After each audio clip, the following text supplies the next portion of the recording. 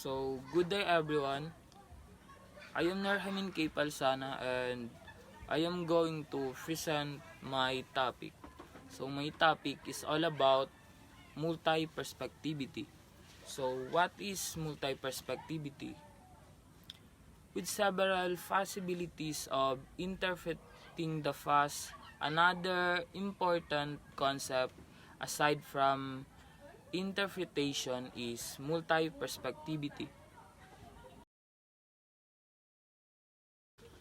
So, multi-perspectivity, this can be defined as a way of looking at historical events, personalities, developments, cultures, and societies from different perspectives.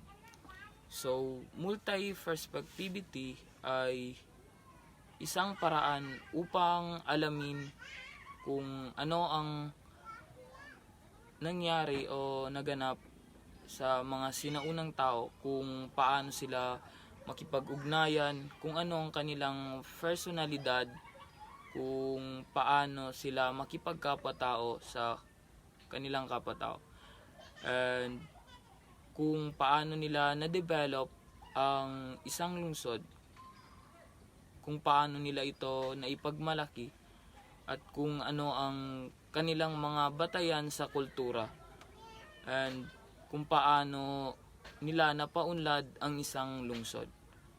So, ito ang naging pahayag ng multi-perspectivity sa kung ano ang naganap sa mga sinaunang tao o sa isang bansa.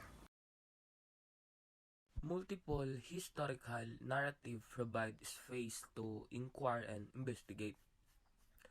Different sources offer different historical truths. It brings a more complex, complete, and richest understanding of the past. It can be used to show collaboration of act, to show diverse perspectives of a single event, and to showcase the human condition in compelling ways. So, historical writing is by definition biased, partial, and contains preconceptions. So, sa pagsulat ng history, kailangan nakadefine kung ano yung totoong naganap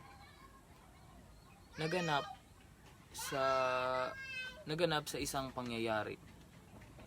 Kasi yung mga manunulat o writer ay hindi pwedeng sumulat ng hindi katotohanan.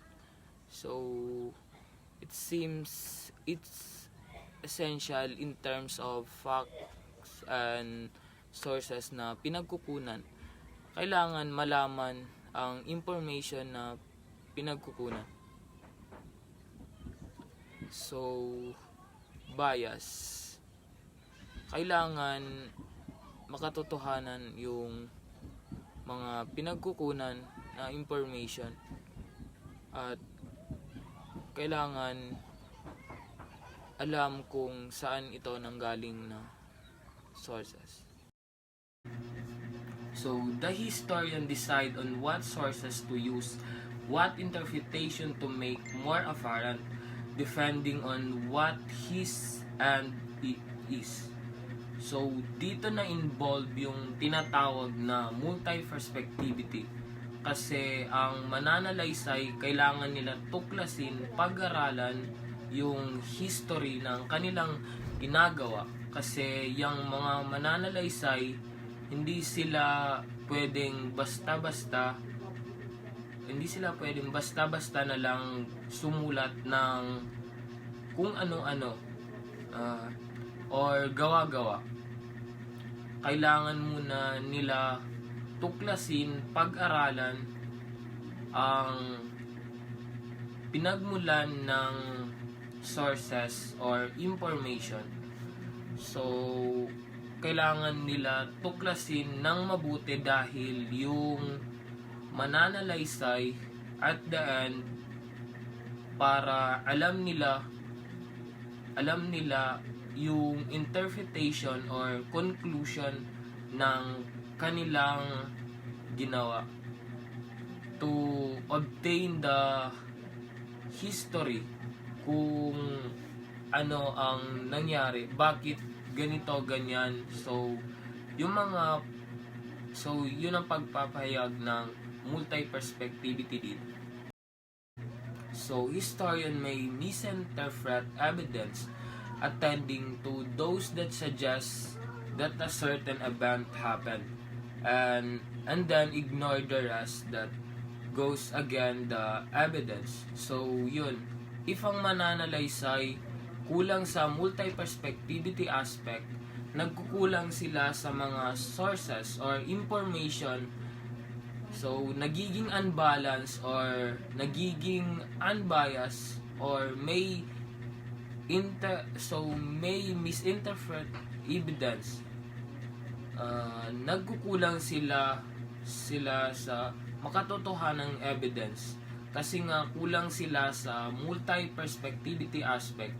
Kaya yun, kinakailangan talaga sa pagsulat ng history, kailangan naka-attach or nagagamit yung tinatawag na multi-perspectivity aspect, kasi doon natin makukuha yung totoo or reliable na history.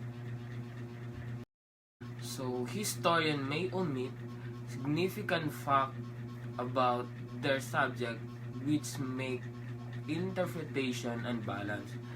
So kailangan ng mananalaysay na tuklasin talaga ang history, pag-aralan ang significant factors or sources ng isang history na kanilang subject. Kaya minsan nami-misinterpret sila, kulang sa multi-perspectivity aspect sa pag-aaral nila ng subject or history.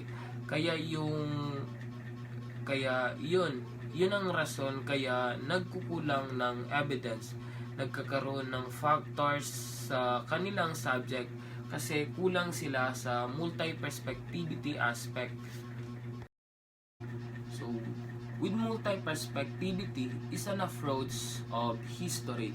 We must understand that historical interpretation contains discrepancies, contradiction, ambiguities, and are often focused in the dissent.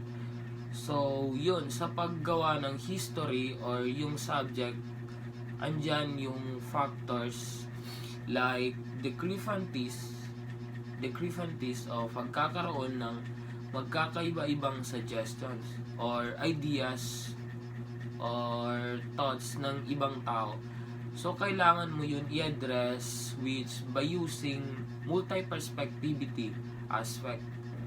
So ambiguities, yan na yung pagkakalabuan ng ideas or sources or information kung ano ba talaga yung totoo. So yun sa facts na kailangan mo i-address. So by that, dyan natin na i-apply yung multi-perspectivity. That's all.